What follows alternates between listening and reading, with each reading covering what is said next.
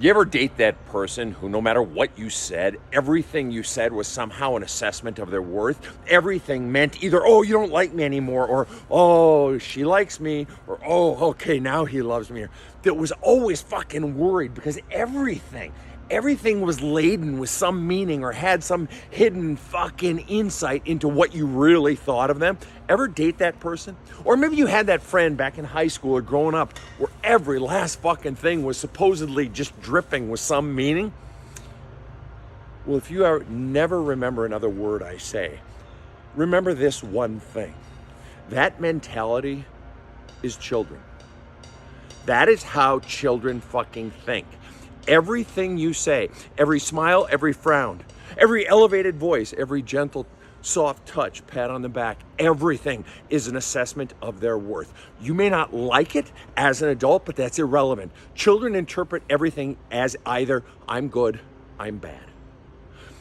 They may hit 18 and you may think, oh, you need to get over that shit. That shit imprints so deeply that I'm good, I'm bad. I matter, I don't matter. I'm wanted, I'm not wanted. Imprints so deeply that it forms the backbone of their very character for the rest of their fucking lives. And the deep dive of changing that is incredibly difficult. I've created tools to do it. Use my 500 free fucking TikToks to fucking do it. Get my fucking book. It's cheap. You can do it, but you got to do the fucking work. And if you don't do the work, you will forever be combating those voices that assessed either you are good, you are bad, you matter, you don't matter, you are wanted, you are not wanted. So who did it to you? Who are you doing it to? Have a kick-ass day. So you're telling me this person never shared their feelings, cheated on you, tried to cover it up, and wasn't interested in hearing about your feelings about the cheating. I mean, forgive me for asking the obvious question, but for what possible fucking reason are you still in this relationship? How much more clear does a person have to be in conveying to you that they don't give a shit about you, that they don't want to bond? I mean, what do you bond over with someone if you're not sharing how you really feel about shit, right? But what's even more interesting is the simple fact that you're asking the question, well, what if? What should I do? Implies that you see it as painful and you see it as bad what they did, but it's not so egregious that you have absolute clarity of action, that you know what you want to do. In other words, this person cheats, doesn't share their feelings, minimizes their feelings, and tries to cover it up, and that's not reason enough for you to get out of the fucking relationship? Like you think it's going to fucking change? What the fuck? Get out. It's not going to change. They're going to do it again, especially if you let them off the hook. Have a kick-ass day. One of the single biggest things that I've seen keeps people in relationships with a cheater or someone they think might be or is cheating is that they listen to the yammering of the excuses and lies of the other person when their own inner gut is telling them something different. They don't listen to their own intuition. Instead, they listen. In fact, sometimes they want to believe and they just keep listening to the lies and bullshit made up cover-ups from the other person. And do you want to know where this comes from? This is the disservice we do to children when we're constantly telling our kids, when we're parenting them, listen to me, don't listen to your own self. We teach them not to trust their own inner voice, not to trust their own intuition, rather than learning to trust it, even when they fall down or fuck up, to get back up, but keep listening to your voice inside. We set them up for relationships where they're not listening to their own fucking voice, and then they're getting beaten up or taken advantage of or what have you. Do you see the correlation between what happened then and what's happening now? One of the biggest fallacies that exist when it comes to cheating in marriage is that the marriage went bad when the other person started cheating.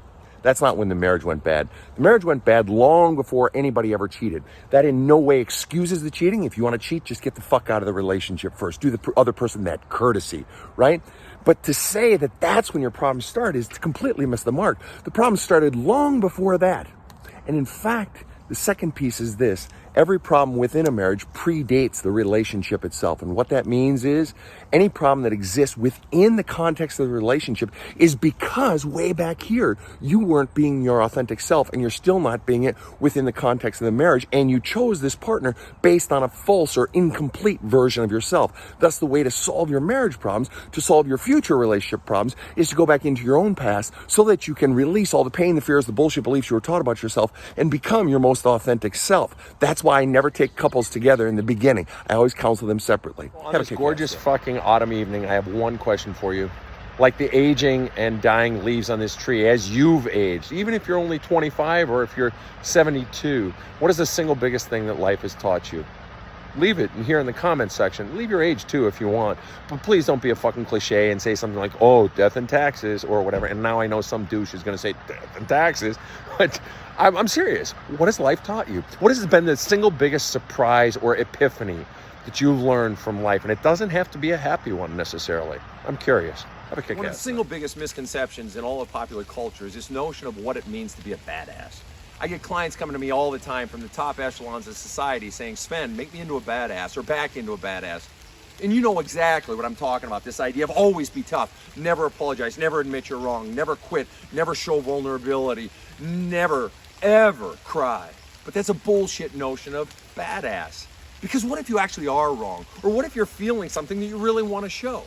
The real meaning of badass means no longer being driven by someone else's definition for your life, especially society's. To be a badass means having the courage to quit, to admit you're wrong, to show who you really are in each moment, and not let anyone else own who you are. Ultimately, it's being so strong that you no longer give a shit about other people thinking you're weak, especially society and its bullshit definitions. That's a badass. Have a kick-ass day. Every time I hear people talk about unconditional love, I cringe. I've seen unconditional love, that idea, create more harm in people's lives than almost anything else. And I need you to hear me on this one thing. Unconditional love feelings are totally different from unconditional love actions. If my son were to start selling drugs and shoot someone in the head, he never would, and he goes to prison, even though I adore my son, he's not gonna get roses and cotton candy and rainbows out my butthole. No, I'm gonna be pissed. And my actions towards him are going to be not what they would be if, he were over for Christmas. I can simultaneously have powerful feelings of love for someone and not want to be with them, not want to do things for them because of how they've treated me or something I care about. And if you are just unconditionally giving actions of love, no matter what people do to you, you are by definition a doormat. So are you confusing unconditional love feelings with unconditional love actions? Have a kick-ass day. About a decade ago, I was dating a woman for 3 to 4 months, and we had developed strong feelings, which we expressed to each other, when she came back to me with a response that I had never heard before. She said, Sven, yeah, but feelings don't really matter. And it occurred to me, though, what she was really saying was because of her life circumstances and the culture she came from, she didn't have the courage to go after that which she really felt. And I've seen that so many times in the intervening years in my counseling practice, people who know what they're passionate about, but lack the courage to stand up to those voices in their head of friends, family, society, fears, etc. But for as right as that girlfriend was, she was completely wrong. Why? Because what I see more often than that is people coming to me thinking that their problem is lack of motivation, but the real problem is they're disconnected from their own inner lion, their inner feel, their inner GPS system. Because when you're connected to that, there's no shortage of energy. So which is it for you? You can hear the voice but lack the guts, or you can't even hear your own fucking voice. Have a kick-ass day.